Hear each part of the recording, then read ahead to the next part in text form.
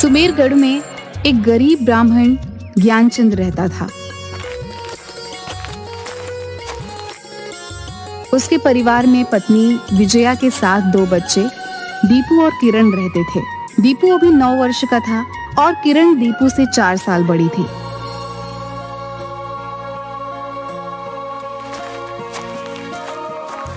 सुनो जी, किरण और दीपू जैसे जैसे बड़े हो रहे हैं, मुझे इनके भविष्य को लेकर बहुत चिंता हो रही है। क्या हम लोगों की तरह ये दोनों भी ऐसे ही गरीबी में मर जाएंगे? यही चिंता हमें भी दिन रात सता रही है। मैं सोच रहा था कि हम इस गांव को छोड़कर शहर में रहने चले, शायद वहां अपनी किस्मत का ताला खुल जाए। ठीक कह रहे हैं आप, शहर में बच्चों की पढ़ाई लिखाई भी अच्छी तरह से होगी। दूसरे दिन ही ज्ञानचंद अपने परिवार को लेकर जंगल की पहाड़ से होते हुए शहर जयनगर की ओर निकल गया।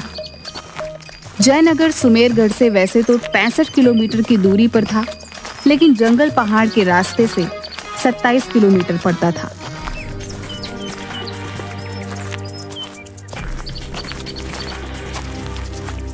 पिताजी, सुबह से चलते चलते 12 बज गए, अब और चला नहीं जाता।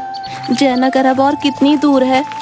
बस बेटा हिम्मत रखो, बस अब 7 किलोमीटर और बचे हैं। थोड़ा रुक जाओ जी, अब तो मुझसे भी नहीं चला जा रहा।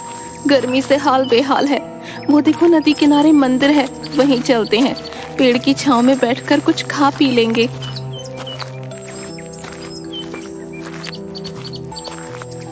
वे लोग मंदिर के पास जाकर खाना खाने लगते हैं। वे लोग नदी के किनारे जाकर हाथ मुंह धोकर पानी पी रहे होते हैं। तभी दीपू का हाथ नदी में पड़ी एक गोल और बहुत ही ठंडे से छोटे पत्थर पे छू जाता है। इतनी गर्मी में इतना ठंडा पत्थर देखकर वह उसे तुरंत उठा लेता है। दीदी देखो, ये पत्थर कितना ठंडा है, मानो बर्फ हो। अरे सचमुच, ये कैसे हो सकता है? इस भीषण गर्मी में जहाँ सभी पत्थर आग उगल रहे हैं, वहीं ये पत्थर बर्फ से भी ठंडा है। दीपू, किरण, वहाँ नदी किनारे क्या कर रहे हो? जल्दी चलो, देर हो जाएगी। अभी वो सामने वाला पहाड़ भी तो पार करना है हमें। 4 घंटे लगेंगे। शाम होने से पहले हमें जयनगर भी पहुँचना है। आया पिताजी। दीदी, मैं इसे पॉकेट में रख लेता हूँ। अब चलो, पिताजी बुला रहे हैं। चलो जल्दी, तुम लोगों को जहाँ थोड़ा सा समय मिलता है वहीं खेलने लगते हो। देर हो रही है, पता नहीं कब ये सफर खत्म होगा। जंगल में जंगली जानवरों से डर भी लगता है। चलो अब देखता हूँ कि मुझसे पहले पहाड़ के पास कौन पहुँचता है। अरे रुको, हे जी आप ही रोकिए उन्हें। इस जंगल में दौड़ लगा रहे हैं, कहीं कुछ हो गया तो यहाँ कोई वैद्य भी नहीं मिलेगा।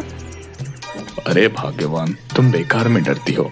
अभी उनके खेलने कूदने की उम्र है, थोड़ा सा दौड़ लगाने दो। हाँ हाँ, आपने ही इन्हें बिगाड़ रखा है। जी वो देखिए, शेर, बच्चों को बचाइए।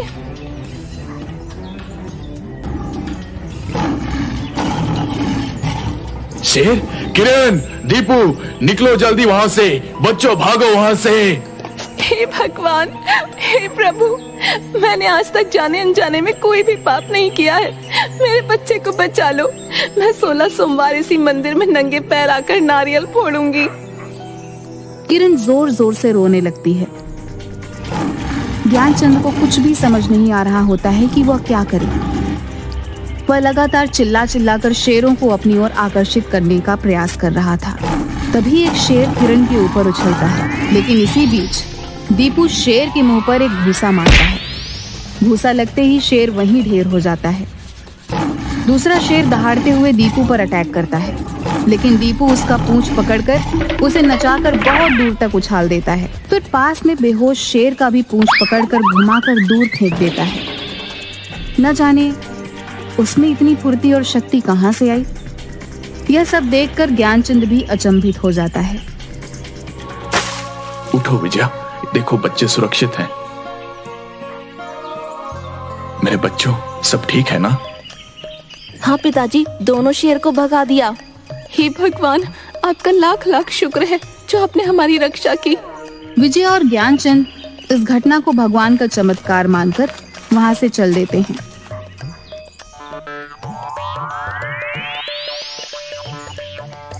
चलते चलते पहाड़ पार करते समय उन्हें डाकू का सामना करना पड़ता है।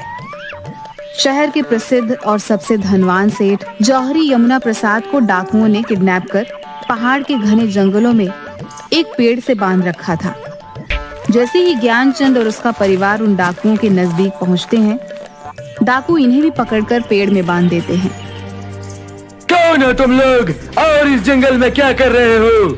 हम सुमेरगढ़ के गरीब ब्राह्मण ज्ञानचंद है मालिक। गरीबी से तंग आकर गांव से शहर जा रहे हैं। मेरे पास पैसे तो थे नहीं, तो पूरे परिवार के साथ जंगल पहाड़ पार करके जयानगर जा रहे हैं, जहां अपनी जेबकी के लिए कुछ करूंगा ताकि मैं और मेरे बाल बच्चे भूख से ना मरे।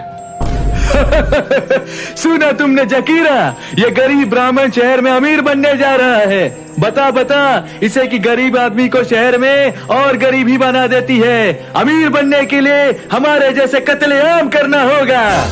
सरदार बिल्कुल सही कह रहे हैं। देखो इस सेठ को, इसने हमें 50 करोड़ रुपए देने से इनकार किया था। अब जब इसकी जान पर बन आई तो इसके आदमी 50 करोड़ रुपए लेकर आ रहे हैं। तुम लोग भी जब तक इसके आदमी नहीं आ जाते यहीं रहोगे।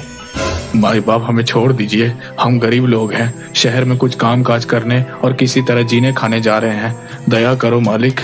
दया रहम भीख ये सब अपने डिक्शनरी में नहीं रे। क्या सेठ, पूरे 2 घंटे हो गए, तेरा आदमी अभी तक यहाँ नहीं पहुँचा पैसे लेकर। अगर आधे घंटे के अंदर वो यहाँ नहीं पहुँचा तो अगले 2 मिनट के अंदर तुम और ये ब्राह्मण परिवार मौत के घाट उतार दिए जाओगे। भी घोड़े पर एक बड़ा सा बैग लिए सेठ का आदमी आते हुए दिखाई देता है। जगीरा आकर चंपत सिंह को बताता है कि सेठ का आदमी पैसा लेकर आ रहा है।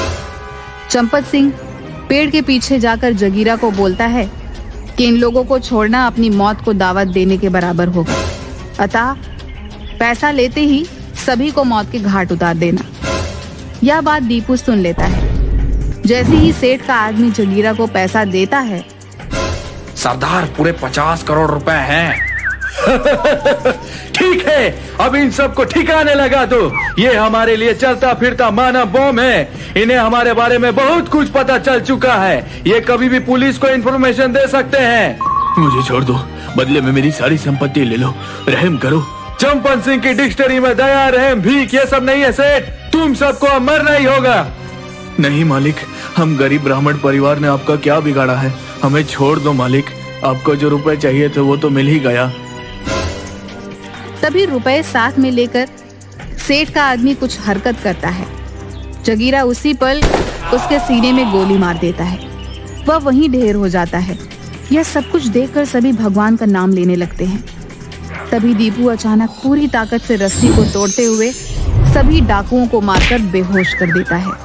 ये काम इतनी फुर्ती से करता है कि किसी को भी एक पल सोचने का मौका भी नहीं मिलता। यह सब देखकर सेठ और ज्ञानचंद के परिवार को लगता है कि दीपू पर कोई दैविक शक्ति आ गई है।